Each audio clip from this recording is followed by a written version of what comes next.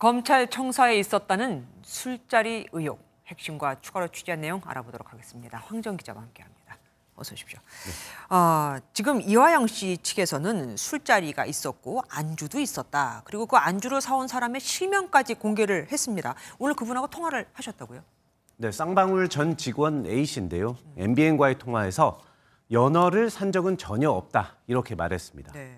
그러면서 이화영 씨 측 주장에 대해 중국 무협지 같은 소설이다 이렇게 얘기하면서 한때 친분이 있던 이 전 부지사가 이렇게 사람을 음해해서는 안 된다 이렇게 말했습니다. 이 A씨가 김성태 전 회장 측 직원이라고 볼 수 있는데요. 이 대북 송금 사건의 참고인 중에 한 명입니다. 네. 그러니까 검찰에서 조사를 받을 때 이 전 부지사와 만난 적은 있지만 간단한 인사 정도 하고 지나갔을 뿐이다. 이렇게 일축했습니다. 어쨌든 서로 지금 주장만 거센 상황입니다. 정리를 좀 해보자면 무엇보다 궁금한 게 이화영 씨 왜 이렇게 열심히 술자리 회의가 있었다고 주장을 하고 있는 겁니까? 네, 2019년 이 쌍방울이 북한에 800만 달러를 보냈는데 이 배경이 뭐냐? 이게 대북 송금 사건의 핵심입니다. 네. 그러니까 쉽게 말해 이재명 더불어민주당 대표가 당시 김성태 쌍방울 회장에게 송금을 부탁했느냐?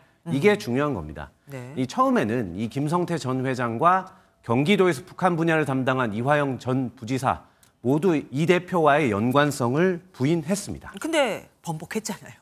그렇습니다. 김성태 전 회장이 지난해 7월 기존 발언과는 다르게 북에 돈을 보낼 때 이 대표와 통화를 했고 열심히 하라는 이야기를 들었다 이렇게 말했습니다. 네네. 또 이화영 전 부지사도 비슷한 시기에 김성태 전 회장에게 이 대표 방북을 도와달라 이렇게 부탁했고 이를 이 대표에게 전했다 이렇게 진술을 했습니다. 네. 그러니까 번복이 된 건데요. 네. 이 전 부지사가 갑자기 진술을 바꾸게 되는 계기 여기서 술자리 회유가 있었다는 게 이제 이 전 부지사 측의 말입니다. 네. 그러니까 이재명 대표에게 불리한 방향으로 진술을 바꾸게 이 김성태 전 회장이 회유했다는 것입니다. 네. 이 검찰도 사실 뭐 이 부지사가 그렇게 말을 바꾸면 좋은 거 아니겠습니까?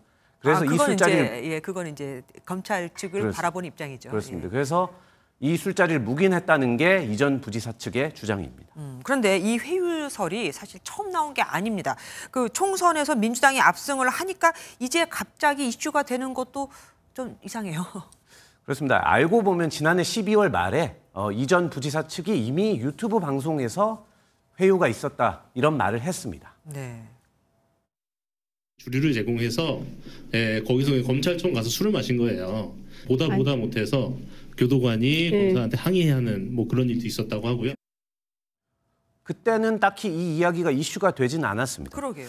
그런데 총선 직전인 지난 4일 이 전 부지사가 자신의 재판에서 술자리 회유설을 처음으로 진술을 합니다. 그러니까 재판을 뭐 기자들도 방청을 일부 하니까 기사화가 됐긴 했는데 네.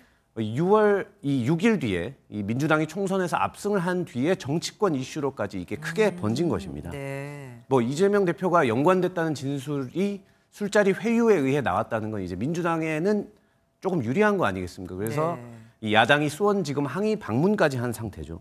이 동시에 이 전 부지사 측은 구체 근거가 있다면서 자세한 자료까지 계속 내고 있습니다.